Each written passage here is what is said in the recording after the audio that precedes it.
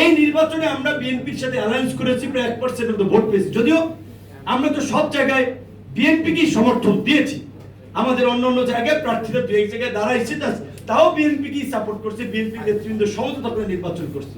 Single নির্বাচন করে ধরেন 2-3-4% যদি আমরা ভোট পেতাম, তাহলে 2.2 মিলিয়ন ফলোয়ারের মধ্যে ইউথ বিবেচনায় ধরেন এখানে 20 থেকে 15% লোক আছে যারা আমাদের রাজনীতি করে, তারা আমাদেরকে ফলো করে, আর 80% কিন্তু একেবারেই কমন পিপল।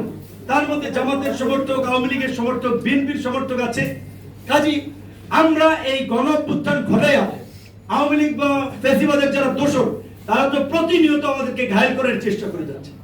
এইখানে আওয়ামী লীগের ফেরার ব্যাক করার সম্ভাবনা তত প্রকট হবে, কারণ জামাতের অবস্থান বিবেচনায় আওয়ামী লীগ ইন্টারন্যাশনালি এটাকে ইস্যু করে, এটাকে সেল করে রাজনীতিতে কাম ব্যাক করার চেষ্টা করবে। আর এনসিপি ভুল করলে তো আমি সেই ভুল করবো না। আমি কোন বিবেচনায় আমি তখন জামাতের সাথে যেতাম? আওয়ামী লীগকে ডেকে আনার জন্য? নো।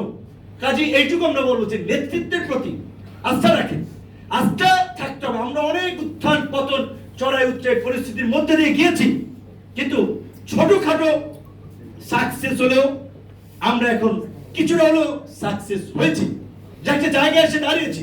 কিন্তু অনেকে ভিডিও বানিয়ে বক্তব্য দিয়ে আমাদের রাজনীতি শেষ করে দেওয়ার হুমকি দিয়েছে, ফু মেরে উড়িয়ে দিবে, এই সেই কত হরেক রকমের কথা। এই যে একটা প্রপাগান্ডা বাহিনী অনলাইনে, যে আমরা দেশে থেকে জীবন দিয়ে হাত ভেঙে পা ভেঙে রাজনীতি করি, আর তারা ভিন দেশে নিরাপদে থেকে আপনার রিফিউজি স্ট্যাটাসে মাসে মাসে ভাতা নিয়ে তারা এখানে আপনার অমুকের চরিত্রের সার্টিফাই করবে, অমুকে গণতন্ত্রের দেশপ্রেমিক, অমুকে ভালো মানুষ, অমুকে দালাল, অমুকে মানুষ এত বোকা না। কাজী সেই জায়গা থেকে আমি এইটুকু বলবো, বিভ্রান্তিতে হতাশ হবেন না।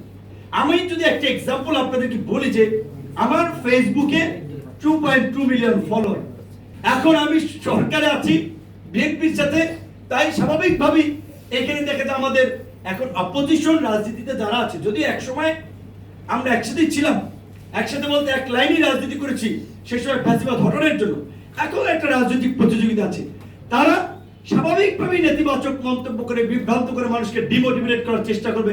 কাজী এই ফেসবুকে লাইক কমেন্ট দিয়ে তো বাস্তবতা যাচাই করা যায় না।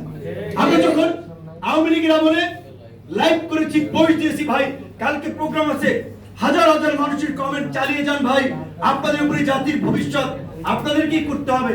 মাঠে কিন্তু আমরা খুব বেশি লোক পাইনি।